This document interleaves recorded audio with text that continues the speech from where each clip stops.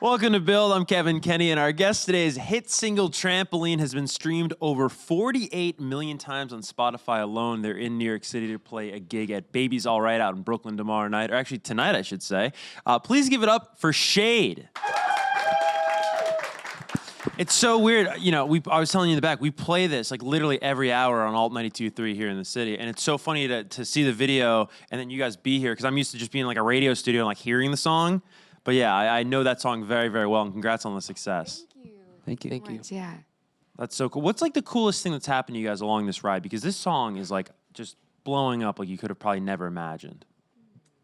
I think the coolest thing for us was when we actually saw the commercial for the first time, because we had no idea what the we knew that our song was going to be in an Apple commercial, but we had no idea when it was going to be aired or anything like that, or what it was for. And Chelsea and I were in the car, and the song, she was watching this live stream of Tim Cook, and he debuted the commercial, and we were just like losing our minds. It was amazing. This was one of these like big like Apple press conferences, right? Yeah. Oh my gosh. Brooklyn, yeah. Yeah, it was crazy. Like, so surreal. It's so, I mean, it's a cool also just as like music fans growing up, because I think of Apple and iTunes and iPods, like I feel like they've been breaking bands for like 20 years now. I remember like the first time I ever heard Jet back in the day was like, you know, one of those Silhouette commercials. So it must be so cool that like, you know, almost like now you guys are a part of that lineage. I don't know if you'd call it a lineage, but it's pretty neat. Yeah, this is definitely the dream commercial. I remember seeing Feist on a Mac commercial and just being like, oh my God. Totally. Yeah. So Totally. 1, 2, 3, 4 back in the day. Yeah. Yeah. That's, I think it was like the video iPod. Yeah. We're reminiscing. Let's introduce you guys, though, if you want to just go down the line. And then it's actually an interesting story. Well, first introduce yourself and then. I'm Max. I'm Chelsea. And I'm Spencer. And you two are brothers, twins. Yep. And then you guys are married, isn't that right? We are married. Okay, Yeah. congratulations. By the way, you got a big fan in the front row. Can we get a shot of our friend over here? This is Al. He is at every single one of our shows, and he is amazing, and we're so happy that he's here. That's And, amazing. Yeah. Al, right? Yeah. Can you show the camera over here that they've got a shot of you? Can you show the Shaed merch you're rocking right now? That's awesome. Use your mic, Al. From them. It was like my this was from like the show at Rough Trade, I think. Okay. Where I saw them for like my 10th time, and tonight will be 11th. Wow. No, tonight will be 12th. Where was the first time? Barry Ballroom. They opened up for it was actually their own little headline show back in Was May it? 2017. That's awesome. What do you love about Shaed? Just them overall. I'm a college student, so I found their CD "Just Wanna See" in my school like radio station, and I just stole it, and I just listened to the whole thing, and I was just like, oh my God, they're amazing. So I really just like the whole sound effects and like the feelings that they really put into everything. And after all these years, I'm just so proud to see growth. And especially after that Trampoline commercial, I flipped my lid. Al was watching the live stream too, it sounds like. Yeah. So you guys are from DC, everybody, right? Yes. Yeah, just right outside DC. So how does it break? DC and like the DMV, whatever you want to call it, it fascinates me because it's like, I mean, even like sports fans, right? Like, at what point do you become like a Ravens fan and not a Redskins fan? So like, when do you claim DC and when do you like not claim DC down there? I mean, we're Redskins fans, so I feel like, I don't know, there's just like this kind of line along 95 towards Baltimore where I think it just flips. It's kind of weird. It's kind of hard to figure out. Yeah. Does the music flip as well in terms of like what it sounds like? I think so. I think Baltimore is more known for their kind of like washed out beach houses from there, and they've got a kind of certain vibe. And DC is kind of more known for, I mean, Gold Link is kind of putting DC on a map there, and there's kind of, I don't know, there's some really cool experimental kind of alternative music, indie pop happening there too. So Yeah, I wanted to, because I think of DC, I mean, way back in the day, it had a pretty strong like, punk scene, Yeah, you know what I mean, totally. alternative scene. But nowadays, like, what does DC sound like if you had to describe it to somebody who's not from there? I think it's just super eclectic, honestly. I mean, you know, there's a lot of hip hop there, but there's also some great R&B coming out of there and more electronic. It's pretty eclectic stuff, but it's all really cool music. So Yeah. Do you think, as artists, are scenes still alive and well? You know, so much can be done on a laptop. We joked on the show last week that, like, SoundCloud is almost like the new basement show, you know, where you sort of hone your sound and your artistry. Do you guys feel like there is, like, a bona fide scene, or can you just make music anywhere? I think you can make music anywhere, and we've only lived in DC, so we've kind of only really experienced the DC music scene, but it's very much kind of centered around these like house shows that happen, and you might see like a R&B group with like a hip hop group with like an experimental rock group. There's like, I don't know, but there's still kind of like a tight scene that's there. So supportive. A community. Yeah. Yeah. Speaking of like hip hop and R&B, I've heard you guys talk about like Childish Gambino's an influence, like Khalid's an influence, Frank Sinatra. You guys are big fans of Frank. That's me. I love Frank Sinatra, and we cook a lot, so we always Chelsea cooks a lot. I'm gonna give us the credit, but we cook a lot, and we normally listen to Frank Sinatra when we cook. So, somebody listening to Trampoline or any Shaed song, they might not inherently hear Khalid or even Childish Gambino or even Frank necessarily on the song. So how does an artist influence you, but not sonically, perhaps, right? Like that's always fascinated me. You cite somebody as an inspiration and influence, but you may not just hear them outright on a song. So how do those people influence you? I think it's more like, for example, for the SZA album, Control. That was like such an incredible album. For me personally, I listened to that probably like 1,000 hours. But just having my breath taken away for every single song and like being inspired by a strong female vocal was huge for me. Not necessarily like I'm gonna try to recreate this kind of vibe, but more like it was really inspiring how she kind of like really left me speechless with that album. And then you take that into your own Yeah. work. That's cool. You guys, we're talking about Chelsea cooking. You guys all live together still, right? Yes. We live together. This is like a reality show, sitcom, what have you. This totally is great. is. Two brothers, and then now It's real world, Shaed style at our house. Real world Shaed style, yeah. Yeah. the first project you ever put out though, you weren't living together. No. So how has living together affected the music? Well, it's funny because before moving in with each other, we spent 99% of our time together anyways. So like we moved in with each other and nothing changed. We just were able to always we have a studio in the back of our house. So it's kind of like, all right, let's go into the studio instead of, when we're not together, we were sending each other stuff. And so it's way easier to be creative. Yeah. Trampoline was like the second song we wrote in our house when we moved in. And, it just came about because it was like early in the morning and we just got right in the studio and started working on something. So I think it's just being able to live together, there's just more time and it's just more convenient too to just work on music all the time. Yeah, it's cool and it's right there. It's like the coolest thing in the world. When do you guys typically work though? When do the best ideas come to you? Because I know I've talked to people that work in the middle of the night. I've talked to people that work almost like a 9 to 5. When do your ideas come to you? Like when do you head down to that studio? We are like totally opposite as far as, well, you guys are getting better, but I get up at 7 in the morning and I go to bed at like 9:30 at night. Okay. They get up a little bit later and they can stay up all night. Like they're night owls. Yeah. So it really kind of varies. I mean, if I have to stay up a little bit later, I will. But Chelsea's not happy if she doesn't get at least 9 hours of sleep. So that's a priority. So do you wake up typically and like they have music for you to like maybe sing over? yeah, like we're always trying to do stuff. So if we're doing a feature, maybe I can work on that while they're, working on a beat, or I'll work on lyrics while they're figuring out a melody. So if we're not, together in the same room, we're always still trying to be productive and get, kind of use our time. Yeah, I've heard you describe the creative process as incredibly collaborative between you guys. How does it actually look though? Like let's use Trampoline, a song everybody knows and loves, as an example. Like how did that song start and then when was it finished?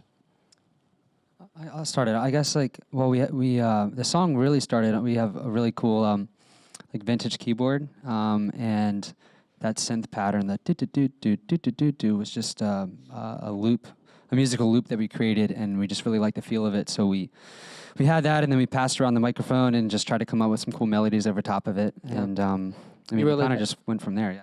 I think we wrote the verse melody first, and we took a break and we were just kind of like whistling the melody around the house because it was just catchy, and we were just, and then we were like, all right, well we should probably track that. Let's just try to throw a whistle on the song and as like a placeholder, and then ended up kind of just staying in the track. The label was like, yeah, I'm not to throw them under the bus, but they were like, yeah, are those placeholder? We're like, I don't know, but we think they're kind of catchy, and then we ended up keeping them. So I think it was the right call, but. It's almost like a hook in and of itself. You know what I mean? Yeah, we're like, do we need to just really own the whistle and just throw that in all of our tracks from now on. Just be like the whistling band, but we can't do that.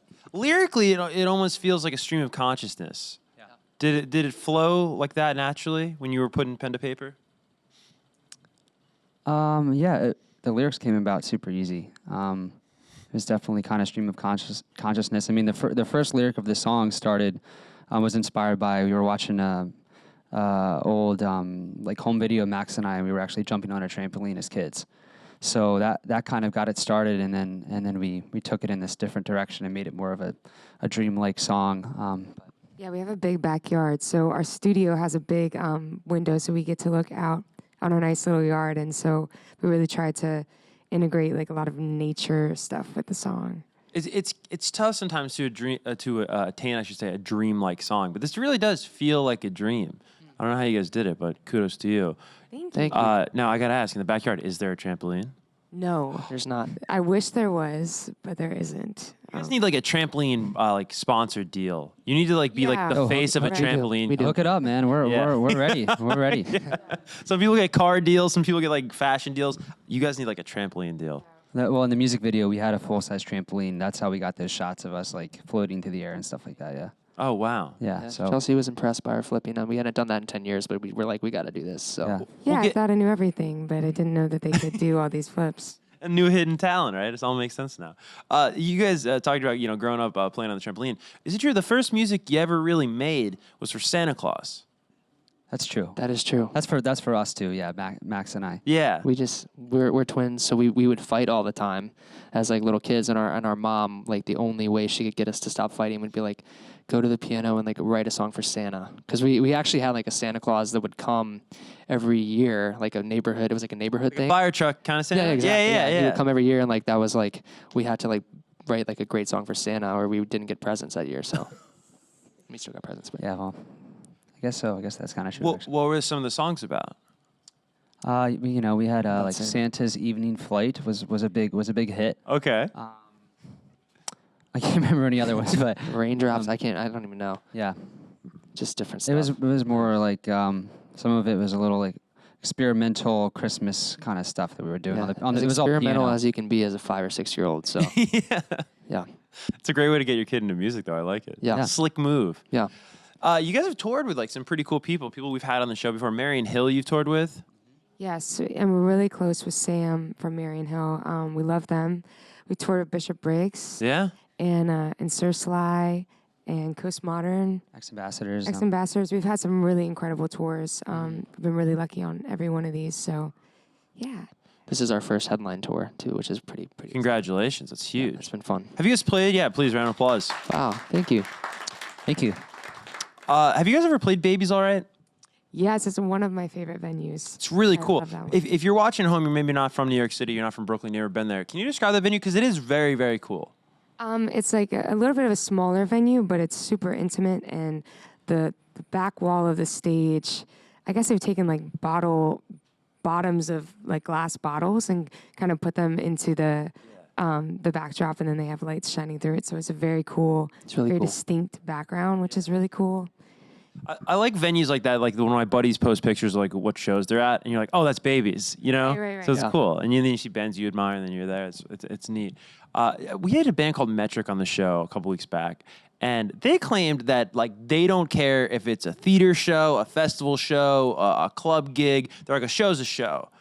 I'm not an artist, but I beg to differ, right? It's got to be a different vibe.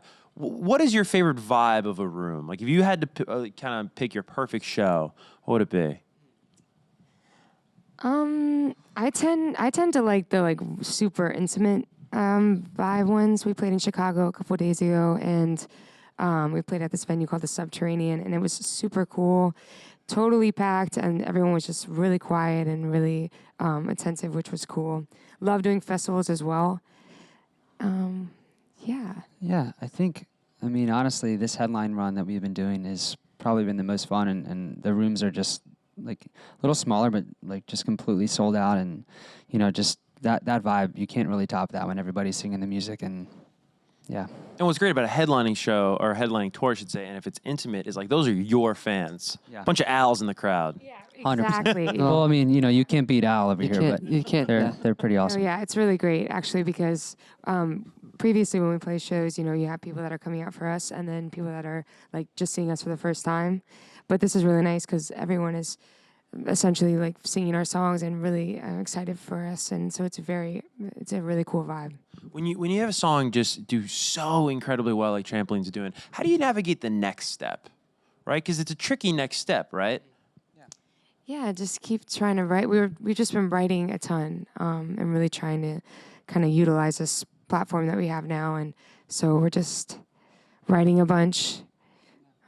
Yeah, I think it's like you try not to think like, oh, let's recreate the next, like let's create the next trampoline. It's just kind of, we're just trying to keep continuing to evolve and just, just write. Just write good songs, really. Yeah. At the end of the day, has the success of this song given you confidence as artists? Have you like noticed just in the creative process you're taking more chances, maybe I think believing so. in yourself more? I think so. I think it was pretty reaffirming that Trampoline was kind of the song that blew up because like that I think is maybe one of our more unique, a little bit more like interesting songs that we've written. So I think it has given us more confidence to chase things that might not be as mainstream.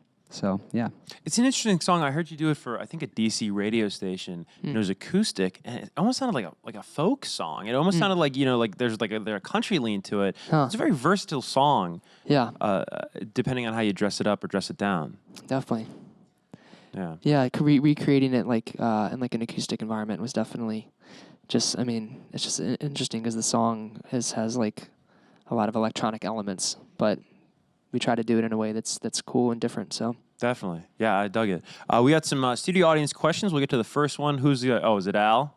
It's Al, everybody. Al, give it up for Al. Okay, just kidding.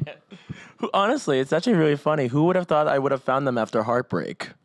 Yeah. Huh. So like your song "The News" really helped me in that way, and I think you guys played a venue at Public Arts like with Dizzy and Foreign Air, who I talked all the time, and it was like that day where I was giving you the note saying thank you.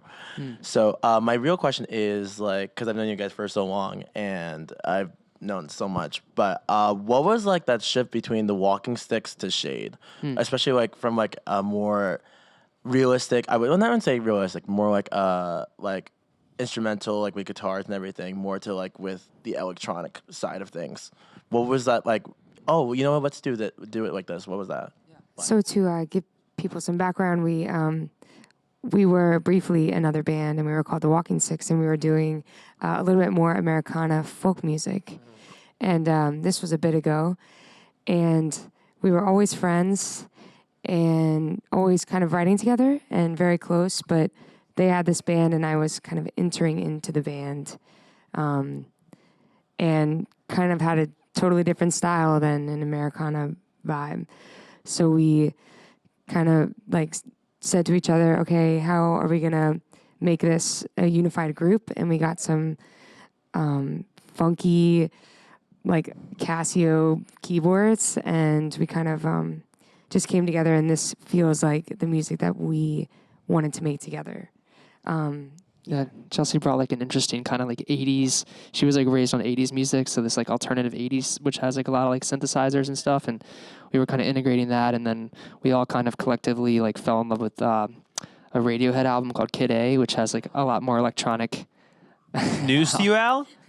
You never knew this? No, I never knew that. I actually grew up listening to Radiohead a little bit. Yeah, It's all making so sense. there was kind of that influence, and I think Chelsea's like energy definitely kind of it just kind of like naturally evolved into this more electronic influence sound. Is Kid A your favorite Radiohead album? Yes. Yeah. That was in unison. We can all agree Yeah, on that. definitely. You talked about previously being called another band. I meant to ask you guys, why Shaed? Sorry if it's a stupid question. I never heard No, like no, the it's cool. definition. Yeah, I mean, at this time we all were hanging out so much. We were reading the same books and stuff like that, and there was this one book that we read that we loved, Name of the Wind, and basically in this series there's it sounds kind of silly, but it's like a cloak woven of shadow and light, and it's spelled Shaed. It's called a shade. And we were looking for a band name as we were kind of transitioning from Walking Sticks to Shaed, and we just came across that word again, and we just really liked it, and it, so yeah, we just kind of went with it. Wow, that's a very noble use of the word shade. I thought it was going to be like, we're throwing shit on the haters. Yeah. We got a couple more studio audience questions. Let's get to the second one right here. You guys match. It's amazing. Yeah, it was on accident. Wow. Really? Wow. Okay, sorry. Okay, hi. So I've seen you guys like 6 or 7 times live now. Oh my gosh. And I've like obviously in a bunch of different venues as like openers and then as like in your own concerts. And I was wondering how like performing from your perspective has changed as you've gone from like really small venues to like having your own shows now. I feel like it's mostly just kind of like a confidence thing, being able to have a stage where you can constantly be practicing and evolving. I feel like I've definitely, when I first got on stage, I was like shaking and I'm still so nervous, but I feel like I've definitely gotten a little more loose. So it's been nice to have that kind of evolution on the stage. But I don't know, what about you guys? Yeah, I think too, just with this headline run, really, when more people are singing your songs too, and you just kind of like, you feel that the vibes and the energy from the crowd, and I think it just makes you more confident, and you just want to like really give them a good time because they're giving so much by being there and singing your music. So it's kind of this amazing thing that we're very lucky to have right now. So Right on. A couple more. Okay, so I guess we already kind of went over this question the first time, but I just wanted to know, is there another like different realm of music you guys are interested in trying? Because I know you guys are like, comfortable with what you guys are doing now, and you guys are very good at it, but is there another type of genre of music you guys are interested in trying out later on? I think it's more about now kind of just like trying to evolve as like songwriters and trying to just make songs and keep going out of our comfort zone and not getting comfortable just doing one thing. I don't know if we would like skip around to another genre, but I think Chelsea's been rapping the verse, and you got me like, and she's really good at no, it. So not very well. yeah, That's a joke. That'd be cool. yeah. I think we were like Americana before, and then we kind of transitioned to electronic. So we're just trying to like create good songs and see what happens, and we're totally open to doing other genres of music. But right now we're just really focused on writing just good music. Any truth to the heavy metal rumors? That's why Don't spoil it. We have time for one final studio audience question. Come from right over here.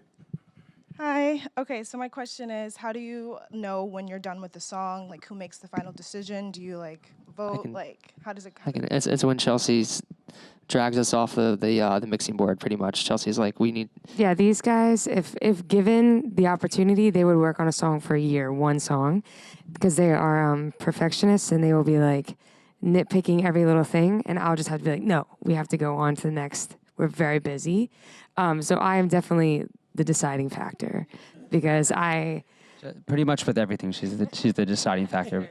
Yeah, for sure. Well, it's funny, a lot of artists say a song is never done, right? And but like us as fans, like we're in love with Trampoline, and like I said, almost 50 million streams on Spotify alone so far. It's a huge hit. What's one thing you would change about Trampoline though? Song's great. Nothing needs to be changed, but I'm just staying out of this. I think more whistling, honestly. I mean, there's always little things, but I don't know. I mean, with this, it's hard. I mean, like with this one, we're pretty proud of where it ended up, and there's so many different directions you can take it. I haven't really thought of that. Max, is there anything you would? I mean, for whatever reason, this song specifically went through like a lot of changes, and we spent like a lot of time in this song. So by the time that we finally signed off on it, like we weren't even sure like we were just like, all right, I think this is where it's gonna be, and you kind of lose perspective after a while. After you spend so much time on something, you're like, you just kind of have to let go. And at a certain point, it's like not even your song anymore. It's like the world's song. Definitely. Definitely. Totally. Yeah. Well, guys, thank you so much for stopping by today. Again, you got the show at Baby's All Right tonight. You got some dates after that, of course, though, right? Yes. We've got a lot. Yeah, we're going to Philly and DC and just a bunch of places. Yeah. Oh, nice. Hometown gig. That's going to be awesome. Yeah. Where can people follow you if they're watching right now?